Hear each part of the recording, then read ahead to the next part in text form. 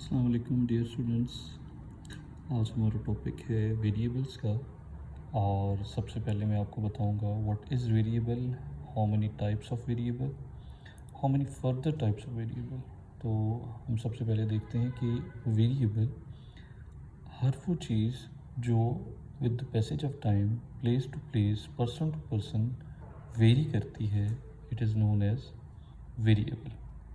कोई भी चीज़ आप ले सकते हैं जैसे कि height, weight, temperature, speed, velocity, quantity, demand, prices, this all are variable क्योंकि ये प्लेस to place, person to person very करती हैं। There are two types of variable, first is quantitative variable and the second is qualitative variable. Quantitative variable that can be measured numerically, जिनको हम ये देखते हैं कि उनकी कोई न्यूमेरिकल वैल्यू होती है, जैसे कि प्राइस है तो प्राइसेस वैल्यूज़ होती हैं उनकी 10, 15, 20, 30, ओके। और जो क्वालिटेटिव वेरिएबल होते हैं that can not be measured numerically, जैसे कि एट्रीब्यूट्स, ठीक है। We can give their example as efficiency, performance, training, IQ test, IQ level, these all are the qualitative variables, are these all are the attributes। और हमारे पास quantitative variable की further दो types होती हैं, that is discrete and continuous variable.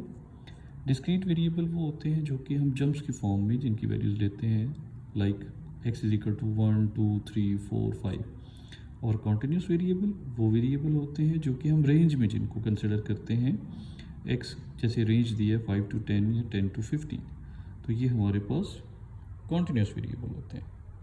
अगर हम इनसे आगे चलते हैं तो अगर हम क्वालिटेटिव वेरिएबल का रिलेशनशिप फाइंड आउट करना चाहते हैं तो उसके लिए हमें एसोसिएशन स्टडी करना पड़ता है, और एसोसिएशन को हम कहते हैं is the relationship between two qualitative variable और टू एट्रीब्यूट्स, और उसको हम एसोसिएशन कहते हैं। और इसको मेजर करने के लिए जो स्टैट में फार्मूला यूज़ किया जाता है दैट इज़ chi-square टेस्ट।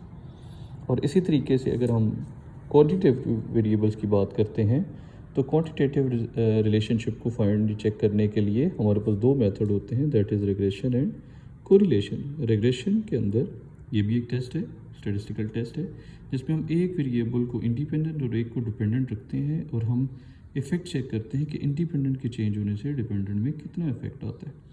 और सेकेंड मेथड है कोरिलेशन, ठीक है। कोरिलेशन के अंदर both variable are considered as interdependent, दोनों एक दूसरे को इफेक्ट कर रहे हैं।